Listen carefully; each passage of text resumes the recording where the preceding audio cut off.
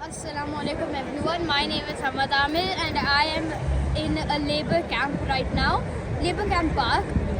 So over here there are more than 1,000 people and I'm really happy seeing the smiles on people's faces when I'm giving food to them. So we should all be doing good deeds in the month of Ramadan, because Ramadan is a month where Allah has told us to do good to others, and all the good deeds that we do are multiplied 2 times than the normal month. And Allah subhanahu wa ta'ala has trapped shaitan in this month so that we can do good deeds. Thank you.